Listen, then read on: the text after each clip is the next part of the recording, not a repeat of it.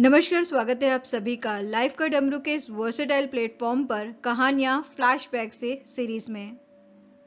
तो चलिए चलते हैं फ्लैशबैक में और पहुंचते हैं समय के उस अंतराल में जहां मुंशी प्रेमचंद जी ने आत्मनिर्भरता, स्वाभिमान, विनम्रता और परिवार के प्रति समर्पण जैसे जीवन के महत्वपूर्ण मूल्यों को दर्शाती एक भावपूर्ण कहानी को लिखा, जिसका नाम है घर जमाई। हरिधन जेठ की दोपहरी में ऊप में पानी देकर आया और बाहर बैठा रहा। घर में से धुआं उठता नजर आता था। छन छन की आवाज भी आ रही थी। उसके दोनों साले उसके बाद आए और घर में चले गए। दोनों सालों के लड़के भी आए और उसी तरह अंदर दाखिल हो गए, पर हरिधन अंदर ना जा सका। इधर एक महीने से उसके साथ यहाँ जो बर्ताव हो रहा था, और विशेषकर कल उसे जैसी फटकार सुननी पड़ी थी, वह उसके पाँव में बेड़ियां सी डाले हुए थी। कल उसकी सास ने कहा था, मेरा जी तुमसे भर गया, मैं तुम्हारी जिंदगी भर का ठीका लिए बैठी हूँ क्या? और सबसे बढ़कर अपनी स्त्री की निष्ठुरता ने उसके हृदय के टुकड़े कर दिए थे। वह बैठी यह फटकार सुनती रही, पर एक बार भी तो उसके मुंह से ना निकला, अम्मा तुम क्यों इनका इतना अपमान कर रही हो? बैठी गट गट सुनती रही। शायद मेरी दुर्गति पर खुश हो रही थी। इस घर में वह कैसे जाए? क्या फिर वही गालियां खाने, वही फटकार सुनने के लिए? आज इस घर में जीवन के 10 साल गुजर जाने पर यह हाल हो रहा है। मैं किसी से कम काम करता हूँ। दोनों साले मीठी नींद सोते रहते हैं और मैं बैलों को सानी पानी देता हूँ, छाटी काटता हूँ। वहाँ सब लोग पल पल पर चिलम पीते हैं, मैं बस अपने काम में लगा रहता हूँ। संध्या समय घर वाले गाने बजाने चले जाते हैं। मैं घड़ी रात तक गाय भैंसे दूता रहता हूँ। उसका यह पुरस्कार मिल रहा है कि कोई खाने को भी नहीं पूछता, उल्टे गालियां मिलती हैं। उसकी स्त्री घर में से एक डोल लेकर निकली और बोली, जरा इसे कुएं से खींच लो, एक बूंद पानी नहीं है। हरदन ने डोल लिया और कुएं से पानी भर लाया। उसे जोर की भूख लगी हुई थी। समझा अब खाने को बुलाने आवेगी, मगर स्त्री डोल लेकर अंदर गई तो वहीं की हो रही। हरदन थका मांदा क्षुधा से व्याकुल पड़ा पड़ा सो गया। सहसा उसकी स्त्री गुमानी ने आकर उसे जगाया। हरदन ने पड़े पड़े कहा, क्या है? क्या पड़ा भी न रहने देगी या और पानी चाहिए? गुमानी कटु स्वर में बोली, गुराते क्यों हो? खाने को तो बुलाने आई हूँ। हरदन ने देखा उसके दोनों साले और बड़े साले के दोनों लड़के भोजन किए चले आ रहे हैं। उसकी देह में आग लग गई। मेरी अब यह नौबत पहुंच गई है कि इन लोगों के साथ बैठकर खा भी नहीं सकता। ये लोग मालिक हैं, मैं इनकी जूठी थाली चाटने वाला हूँ। मैं इनका कुत्ता हूँ जिसे खाने के बाद एक टुकड़ा रोटी डाल दी जाती है। यही घर है जहां आज से 10 साल पहले उसका कितना आदर सत्कार होता था। साले गुलाम बने रहते थे। सास मुंह जोती रहती थी। स्त्री पूजा करती थी। तब उसके पास रुपए थे, जायदाद थी। अब वह दरिद्र है। उसकी सारी जायदाद को इन्हीं लोगों ने कूड़ा कर दिया। अब उसे रोटियों के भी लाले हैं। उसके जी में एक ज्वाला सी उठी कि इसी वक्त अंदर जाकर सास को और सालों को आड़े हाथे लूं, पर जब्त करके रह गया। पड़े पड़े बोला, मुझे भूख नहीं है, आज न खाऊंगा। गुमानी ने कहा, ना खाओगे मेरी बला से? हाँ नहीं तो खाओगे तो तुम्हारे ही पेट में जाएगा, कुछ मेरे पेट में थोड़ी ही चला जाएगा। हरदन का क्रोध आंसू बन गया। यह मेरी स्त्री है जिसके लिए मैंने अपना सर्वस्व मिट्टी में मिला दिया। मुझे उल्लू बनाकर यह सब निकाल देना चाहते हैं। अब वह कहाँ जाए, क्या करे? उसकी सास आकर बोली, चलकर खा क्यों नहीं लेते हो? रूठते किस पर हो? यहाँ तुम्हारे नखरे सहने का किसी में बूता नहीं है। जो देते हो वो मत देना। और क्या करोगे? तुमसे बेटी ब्याई है, कुछ तुम्हारी जिंदगी का ठीका नहीं लिया है। हरदन ने मरमाहत होकर कहा, हाँ माँ, मेरी भूल थी, मैं यही समझ रहा था। अब मेरे पास क्या है कि तुम मेरी जिंदगी का ठीका लोगी? जब मेरे पास भी धन था तब सब कुछ आता था, अब दरिद्र हूँ, तुम क्यों बात पूछोगी? बूढ़ी सास भी मुंह फुलाकर भीतर चली गई। बच्चों के लिए पिता एक फालतू सी चीज, एक विलास की वस्तु है, जैसे घोड़े के लिए चने या बाबुओं के लिए मोहन भोग। माँ रोटी दाल है। मोहन भोग उम्र भर ना मिले तो किसका नुकसान है, मगर एक दिन रोटी दाल के दर्शन ना हो तो फिर देखिए क्या हाल होता है। पिता के दर्शन कभी कभी शाम सवेरे हो जाते हैं। वो बच्चे को उछालता है, दुलारता है, कभी गोद में लेकर या उंगली पकड़कर सैर कराने ले जाता है, और बस यही उसके कर्तव्य की इति है। वह परदेश चला जाए, बच्चे को परवाह नहीं, लेकिन माँ तो बच्चे का सर्वस्व है। बालक एक मिनट के लिए भी उसका वियोग नहीं सह सकता। पिता कोई हो, उसे परवाह नहीं, केवल एक उछलने कूदने वाला आदमी होना चाहिए। लेकिन माता, माता तो अपनी ही होनी चाहिए। 16 आने अपनी, वही रूप, वही रंग, वही प्यार, वही सब कुछ। वह अगर ना हो तो बालक के जीवन का स्रोत मानो सूख जाता है। फिर वह शिव का नंदी है, जिस पर फूल या जड़ चढ़ाना लाजमी नहीं, अख्तियारी है। हरदन की माता का आज 10 साल हुए देहांत हो गया था। उस वक्त उसका विवाह हो चुका था। वह 16 साल का कुमार था। पर माँ के मरते ही उसे मालूम हुआ वह कितना निस्सहाय है, जैसे उस घर पर उसका कोई अधिकार ही ना रहा हो। बहनों के विवाह हो चुके थे, भाई कोई दूसरा ना था। बेचारा अकेले घर में जाते भी डरता था। माँ के लिए रोता था, पर माँ की परछाई से डरता था। जिस कोठरी में उसने देह त्याग किया था, उधर वह आंखें तक न उठाता। घर में एक बुआ थी, वह हरदन को बहुत दुलार करती। हरदन को अब दूध ज्यादा मिलता, काम भी कम करना पड़ता। बुआ बार बार पूछती, बेटा कुछ खाओगे। बाप भी अब उसे प्यार करता, उसके लिए अलग एक गाय मंगवा दी। कभी कभी उसे कुछ पैसे दे देता, जैसे चाहे खर्च करे। पर इन मरहमों का उस घाव पर कोई असर न होता, जिसने उसकी आत्मा को आहत कर दिया था। यह दुलार उसे बार बार माँ की याद दिलाता। माँ की घुड़कियों में जो मजा था, वह इस दुलार में कहाँ। माँ से मांग कर, लड़कर, भुनक कर, रूठ कर लेने में जो आनंद था, वह क्या इस बिच्छादान में था। पहले वह स्वस्थ था, मांग कर खाता, लड़ लड़ कर खाता। अब वह बीमार था, अच्छे से अच्छे पदार्थ उसे दिए जाते थे, पर भूख न थी। साल भर तक वह इस दशा में रहा। फिर दुनिया बदल गई। एक नई स्त्री, जिसे लोग उसकी माता कहते थे, उसके घर में आई और देखते देखते एक काली घटा की तरह उसके संकुचित भूमंडल पर छा गई। सारी हरियाली, सारे प्रकाश पर अंधकार का पर्दा पड़ गया। हरदन ने इस नकली माँ से बात तक न की, कभी उसके पास गया तक नहीं। एक दिन घर से निकला और ससुराल चला आया। बाप ने बार बार बुलाया, पर उनके जीते जी वह फिर उस घर में न गया। जिस दिन उसके पिता के देहांत की सूचना मिली, उसे एक प्रकार का ईर्ष्यामय हर्ष हुआ। उसकी आंखों से आंसू की एक बूंद तक न आई। इस नए संसार में आकर हरिधन को एक बार फिर मात्र स्नेह का आनंद मिला। उसकी सास ने ऋषि वरदान की भांति उसके शून्य जीवन को विभूतियों से परिपूर्ण कर दिया। मरुभूमि में हरियाली उत्पन्न हो गई। सालियों की चूहल में, सास के स्नेह में, सालों के वाक विलास में और स्त्री के प्रेम में उसके जीवन की सारी आकांक्षाएं पूरी हो गईं। सास कहती, बेटा तुम इस घर को अपना ही समझो, तुम ही मेरे आंखों के तारे हो। वह उससे अपने लड़कों की, बहुओं की शिकायत करती। वह दिल में समझता था, सास मुझे अपने बेटों से ज्यादा चाहती हैं। बाप के मरते ही वह घर गया और अपने हिस्से की जायदाद को कूड़ा करके रुपयों की थैली लिए हुए आ गया। अब उसका दूना आदर सत्कार होने लगा। उसने अपनी सारी संपत्ति सास के चरणों पर अर्पण कर कर अपने जीवन को सार्थक कर दिया। अब तक उसे कभी कभी घर की याद आ जाती थी, अब भूल कर भी उसकी याद न आती, मानो वह उसके जीवन का कोई भीषण कांड था जिसे भूल जाना ही उसके लिए अच्छा था। वह सबसे पहले उठता, सबसे ज्यादा काम करता। उसका मनोयोग, उसका परिश्रम देखकर गांव के लोग दांतों तले उंगली दबाते थे। उसके ससुर का बाक बखानते, जिसे ऐसा दामाद मिल गया।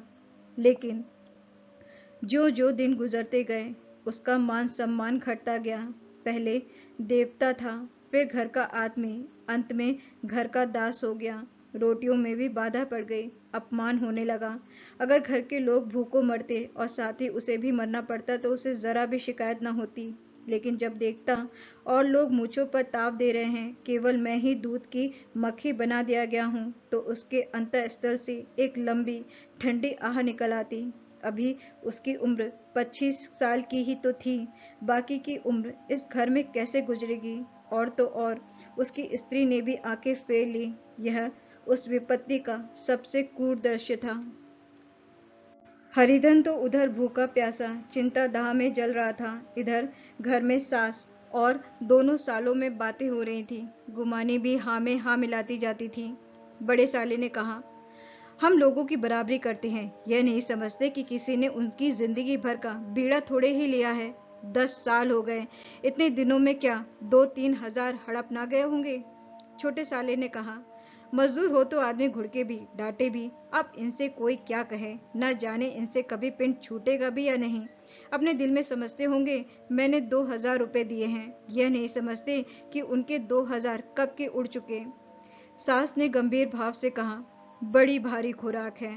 गुमानी माता के सिर से जू निकाल रही थी, सुलगते हुए हृदय से बोली, निकम्मे आदमी को खाने के सिवा और काम ही क्या रहता है।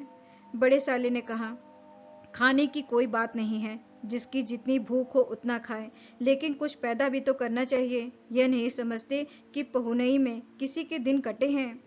छोटे साले ने कहा, मैं एक दिन कह दूंगा, अपनी राह लीजिए, आपका कर्जा नहीं खाया है। गुमानी घर वालों की ऐसी बातें सुनकर अपने पति से द्वेष करने लगी थी। अगर वह बाहर से 4 पैसे लाता तो इस घर में उसका कितना मान सम्मान होता, वह भी रानी बनकर रहती। न जाने क्यों बाहर जाकर कमाते इनकी नानी मरती है। गुमानी की मनोवृत्तियां अभी तक बिल्कुल बालपन की सी थीं। उसका अपना कोई घर ना था, इसी घर का हित अहित उसके लिए भी प्रधान था। वह भी उन्हीं के शब्दों में विचार करती, इस समस्या को उन्हीं आंखों से देखती जैसे उसके घर वाले देखते थे। सच तो है, 2,000 रुपए में क्या किसी को मोल ले लेंगे। 10 साल में 2,000 रुपए होते ही क्या हैं। 200 ही तो साल भर के हुए। क्या 2 आदमी साल भर में 200 भी ना खाएंगे। फिर कपड़े लत्ते दूध घी सभी कुछ तो है। 10 साल हो गए एक पीतल का छल्ला नहीं बना। घर से निकलते तो जैसे इनके प्राण निकलते हैं। जानते हैं जैसे पहले पूजा होती थी वैसे ही जन्म भर होती रहेगी। यह नहीं सोचते कि पहले और बात थी, अब और बात है। बहू ही पहले ससुराल जाती है तो कितना महात्म होता है। उसके डोली से उतरते ही बाजे बजते हैं। गांव मोहल्ले की औरतें उसका मुंह देखने आती हैं और रुपए देती हैं। महीनों उसे घर भर से अच्छा खाने को मिलता है, अच्छा पहनने को, कोई काम नहीं लिया जाता। लेकिन 6 महीनों के बाद कोई उसकी बात भी नहीं पूछता। वह घर भर की नौकर हो जाती है। उनके घर में मेरी भी तो वही गति होती। फिर काहे का रोना। जो ये कहो कि मैं तो काम करता हूँ तो तुम्हारी भूल है। मजदूर की और बात है, उसे आदमी डांटता भी है, मारता भी है, जब चाहता है रखता है, जब चाहता है निकाल देता है, कस कर काम लेता है। यह नहीं कि जब जी में आया कुछ काम किया, जब जी में आया पढ़कर सो रहे।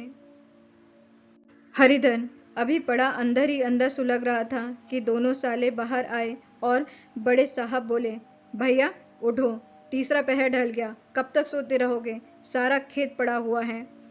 हरदन चट उठ बैठा और तीव्र स्वर में बोला, क्या तुम लोगों ने मुझे उल्लू समझ लिया है। दोनों साले हक्का बक्का हो गए। जिस आदमी ने कभी जबान नहीं खोली, हमेशा गुलामों की तरह हाथ बांधे हाजिर रहा, वह आज एकाएक इतना आत्माभिमानी हो जाए, यह उनको चौंका देने के लिए काफी था। कुछ जवाब न सूझा। हरदन ने देखा इन दोनों के कदम उखड़ गए हैं तो एक धक्का और देने की प्रबल इच्छा को न रोक सका। उसी ढंग से बोला, मेरी भी आंखें हैं, अंधा नहीं हूं, ना ही बहरा हूं। छाती फाड़ कर काम करूं और उस पर भी कुत्ता समझा जाऊं, ऐसे गधे कहीं और होंगे। अब बड़े साले भी गर्म पड़े, तुम्हें किसी ने यहाँ बांध तो नहीं रखा है। अब की हरदन लाजवाब हुआ, कोई बात ना सूझी। बड़े ने फिर उसी ढंग से कहा, अगर तुम यह चाहो कि जन्म भर पाहुने बने रहो और तुम्हारा वैसा ही आदर सत्कार होता रहे तो यह हमारे बस की बात नहीं है। हरदन ने आंखें निकाल कर कहा, क्या मैं तुम लोगों से कम काम करता हूँ। बड़े, यह कौन कहता है। हरदन, तो तुम्हारे घर की नीति यही है कि जो सबसे ज्यादा काम करे वही भूखों मारा जाए। बड़े, तुम खुद खाने नहीं गए, क्या कोई तुम्हारे मुंह में कौर डाल देता। हरदन ने ओट चबाकर कहा, मैं खुद खाने नहीं गया, कहते तुम्हें लाज नहीं आती। नहीं आई थी बहन तुम्हें बुलाने। छोटे साले ने कहा, अम्मा भी तो आई थी, तुमने कह दिया मुझे भूख नहीं है तो क्या करती। सास भीतर से लपकी चली आ रही थी। यह बात सुनकर बोली, कितना कहकर हार गई, कोई उठे ना तो मैं क्या करूं। हरदन ने विष, खून और आग से भरे स्वर में कहा, मैं तुम्हारे लड़कों का झूठा खाने के लिए हूं? मैं कुत्ता हूं कि तुम लोग खाकर मेरे सामने रूखी रोटी का एक टुकड़ा फेंक दो? बुढ़िया ने ऐठ कर कहा। तो क्या तुम लड़कों की बराबरी करोगे? हरिधन परास्त हो गया। बुढ़िया ने एक ही वाक्य प्रहार में उसका काम तमाम कर दिया। उसकी तनी हुई भवें ढीली पड़ गईं, आंखों की आग बुझ गई, फड़कते हुए नथने शांत हो गए। किसी आहत मनुष्य की भांति वह जमीन पर गिर पड़ा। क्या तुम मेरे लड़कों की बराबरी करोगे? यह वाक्य एक लंबे भाले की तरह उसके हृदय में चुभता चला जाता था। न हृदय का अंत था, न उस भाले का। सारे घर ने खाना खाया, पर हरदन ना उठा। सास ने मनाया, सालियों ने मनाया, ससुर ने मनाया, दोनों साले मनाकर थक गए। हरदन ना उठा। वहीं द्वार पर एक टाट पर पड़ा था। उसे उठाकर सबसे अलग कुएं पर ले गया और जगत पर बिछाकर पड़ा रहा। रात भीग चुकी थी। अनंत आकाश में उज्जवल तारे बालकों की भांति क्रीड़ा कर रहे थे। कोई नाचता था, कोई उछलता था, कोई हंसता था, कोई आंखें मीचकर फिर खोल देता था। रह रहकर कोई साहसी बालक सपाटा भरकर एक पल में उस विस्तृत क्षेत्र को पार कर लेता था और न जाने कहाँ छिप जाता था। हरदन को अपना बचपन याद आया, जब वह भी इसी तरह क्रीड़ा करता था। उसकी बाल स्मृतियां उन्हीं चमकीले तारों की भांति प्रज्वलित हो गईं। वह अपना छोटा सा घर, वह आम के बाग जहाँ वह केरिया चुना करता था, वह मैदान जहाँ वह कबड्डी खेला करता था, सब उसे याद आने लगे। फिर अपनी स्नेहमयी माता की सहृदय मूर्ति उसके सामने खड़ी हो गई। उन आंखों में कितनी करुणा थी, कितनी दया थी। उसे ऐसा जान पड़ा मानो माता आंखों में आंसू भरे उसे छाती से लगा लेने के लिए हाथ फैलाए उसकी ओर चली आ रही हैं। वह उस मधुर भावना में अपने को भूल गया। ऐसा जान पड़ा मानो माता ने उसे छाती से लगा लिया है और उसके सिर पर हाथ फेर रही हैं। वह रोने लगा, फूट फूट कर रोने लगा। उसी आत्मसम्मोहित दशा में उसके मुंह से यह शब्द निकला, अम्मा, तुमने मुझे इतना भुला दिया। देखो तुम्हारे प्यारे लाल की क्या दशा हो रही है। कोई उसे पानी को भी नहीं पूछता। क्या जहां तुम हो वहां मेरे लिए जगह नहीं है? सहसा गुमानी ने आकर पुकारा, क्या सो गए हो तुम? चलकर खा क्यों नहीं लेते? कब तक कोई तुम्हारे लिए बैठा रहे? हरदन उस कल्पना जगत से क्रूर प्रत्यक्ष में आ गया। वही कुएं की जगत थी, वही फटा हुआ टाट, और गुमानी सामने खड़ी कह रही थी, कब तक कोई तुम्हारे लिए बैठा रहे? हरदन उठ बैठा और मानो तलवार म्यान से निकाल कर बोला, भला तुम्हें मेरी सुध तो आई? मैंने तो कह दिया था ना कि मुझे भूख नहीं है। गुमानी, तो कै दिन ना खाओगे? अब इस घर का पानी भी ना पीऊंगा। तुझे मेरे साथ चलना है या नहीं? दर्द संकल्प से भरे हुए इन शब्दों को सुनकर गुमानी सहम उठी, बोली, कहाँ जा रहे हो? हरदन ने मानो नशे में कहा, तुझे इससे क्या मतलब? मेरे साथ चलेगी या नहीं? फिर पीछे से न कहना मुझसे कहा नहीं। गुमानी आपत्ति के भाव से बोली, तुम बताते क्यों नहीं कहाँ जा रहे हो? तुम मेरे साथ चलेगी या नहीं? जब तक तुम बता ना दोगे मैं नहीं जाऊंगी। तो मालूम हो गया तू नहीं जाना चाहती। मुझे इतना ही पूछना था, नहीं अब तक मैं आधी दूर निकल गया होता। यह कहकर वो उठा और अपने घर की ओर चला। गुमानी पुकारती रही, सुनो, सुन तो लो, पर उसने पीछे फिरकर भी ना देखा। 30 मील की मंजिल हरदन ने 5 घंटों में तय की। जब वह अपने गांव की अमराइयों के सामने पहुंचा तो उसकी मातृ भावना उषा की सुनहरी गोद में खेल रही थी। उन वृक्षों को देखकर उसका विहल हृदय नाचने लगा। मंदिर का वह सुनहरा कलश देखकर वह इस तरह दौड़ा मानो एक छलांग में उसके ऊपर जा पहुंचेगा। वह वेग में दौड़ा जा रहा था मानो उसकी माता गोद फैलाए उसे बुला रही हो। जब वह आमों के बाग में पहुंचा, जहां डालियों पर बैठकर वह हाथी की सवारी का आनंद पाता था, जहां की कच्ची बैरों और लिसोड़ों में एक स्वर्गीय स्वाद था, तो वो बैठ गया और भूमि पर सिर झुकाकर रोने लगा, मानो अपनी माता को अपनी विपत्ति कथा सुना रहा हो। वहां की वायु में वहां के प्रकाश में मानो उसकी विराट रूपणी माता व्याप्त हो रही थी। वहां की अंगुल अंगुल भूमि माता के पद चिन्हों से पवित्र थी। माता के स्नेह में डूबे हुए शब्द अभी तक मानो आकाश में गूंज रहे थे। इस वायु और इस आकाश में न जाने कौन सी संजीवनी थी जिसने उसके शोकाकुल हृदय को बालोत्साह से भर दिया। वह एक पेड़ पर चढ़ गया और अधर से आम तोड़ तोड़ कर खाने लगा। सास के वह कठोर शब्द, स्त्री का वह निष्ठुर आघात, वह सारा अपमान वह भूल गया। उसके पांव फूल गए थे, तलवों में जलन हो रही थी, पर इस आनंद में उसे किसी बात का ध्यान न था। सहसा रखवाले ने पुकारा, वह कौन ऊपर चढ़ा हुआ है रे? उतर अभी, नहीं तो ऐसा पत्थर खींच कर मारूंगा कि वहीं ठंडे हो जाओगे। उसने कई गालियां भी दी। इस फटकार और इन गालियों में इस समय हृदय को अलौकिक आनंद मिल रहा था। वह डालियों में छिप गया, कई आम काट काट कर नीचे गिराए और जोर से ठट्ठा मार कर हंसा। ऐसी उल्लास से भरी हुई हंसी उसने बहुत दिन से न हंसी थी। रखवाले को वह हंसी परिचित सी मालूम हुई, मगर हरिधन यहाँ कहाँ? वह तो ससुराल की रोटियां तोड़ रहा है। कैसा हंसोड़ा था, कितना चिलबिल्ला, न जाने बेचारे का क्या हाल हुआ। पेड़ की डाल से तालाब में कूद पड़ता था। अब गांव में ऐसा कौन है? डांट कर बोला, वहां बैठे बैठे हंसोगे तो आकर सारी हंसी निकाल दूंगा, नहीं सीधे से उतर आओ। वह गालियां देने जा रहा था कि एक गुठली आकर उसके सिर पर लगी। सिर चलाता हुआ बोला, यह कौन शैतान है? नहीं मानता? ठहर तो, मैं आकर तेरी खबर लेता हूँ। उसने अपनी लकड़ी नीचे रख दी और बंदरों की तरह चटपट ऊपर चढ़ गया। देखा तो हरदन बैठा मुस्कुरा रहा है। चकित होकर बोला, अरे हरिधन, तुम यहाँ कब आए? इस पेड़ पर कब से बैठे हो? दोनों बचपन सखा वहीं गले मिले। यहाँ कब आए? चलो घर चलो भले आदमी, क्या वहाँ आम भी मैसर न होते थे? हरदन ने मुस्कुरा कर कहा, मंगरू, इन आमों में जो स्वाद है वह और कहीं के आमों में नहीं है। गांव का क्या रंग ढंग है मंगरू, सब चैन चान है भैया। तुमने तो जैसे नाता ही तोड़ लिया। इस तरह कोई अपना गांव घर छोड़ देता है? जब से तुम्हारे दादा मरे सारी गृहस्थी चौपट हो गई। दो छोटे छोटे लड़के हैं, उनके क्या होता है? हरदन, मुझे अब उस गृहस्थी से क्या वास्ता है भाई, मैं तो अपना ले दे चुका। मजदूरी तो मिलेगी ना? तुम्हारी गैया मैं ही चरा दिया करूंगा, मुझे खाने को तो दे देना। मगरू ने अविश्वास के भाव से कहा, अरे भैया, कैसी बातें करते हो? तुम्हारे लिए जान तक हाजिर है। क्या ससुराल में अब ना रहोगे? कोई चिंता नहीं, पहले तो तुम्हारा घर ही है, उसे संभालो। छोटे छोटे बच्चे हैं, उनको पालो।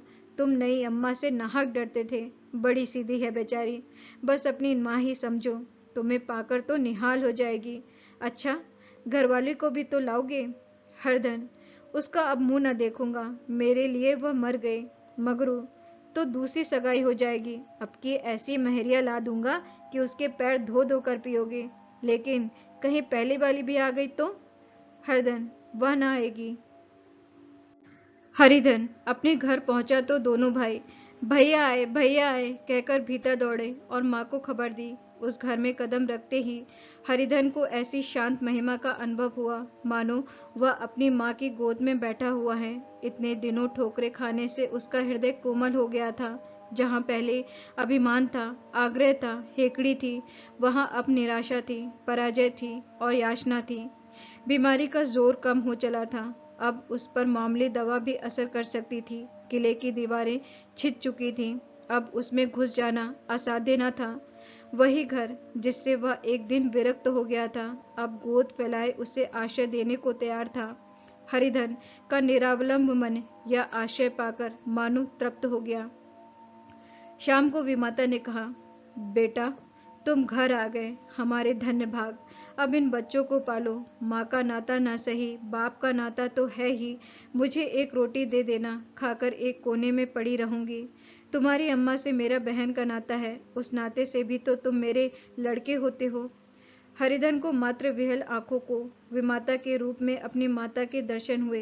घर के एक एक कोने में मात्र स्मृतियों की छटा चांदनी की भांति छिटकी हुई थी। विमाता का प्रौढ़ मुखमंडल भी उसी छटा से रंजित था। दूसरे दिन हरिधन फिर कंधे पर हल रखकर खेत को चला। उसके मुख पर उल्लास था और आंखों में गर्व।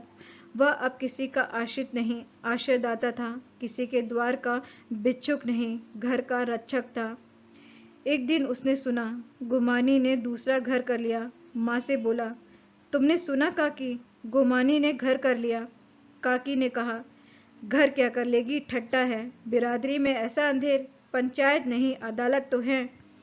हृदय ने कहा, अरे नहीं काकी, बहुत अच्छा हुआ, ला महावीर जी को लड्डू चढ़ा आऊं। मैं तो डर रहा था कहीं मेरे गले ना पड़े। भगवान ने मेरी सुन ली। मैं वहां से यही ठान कर चला था, अब उसका मुंह ना देखूंगा। कहानी का संदेश, विनम्रता और आत्मनिर्भरता।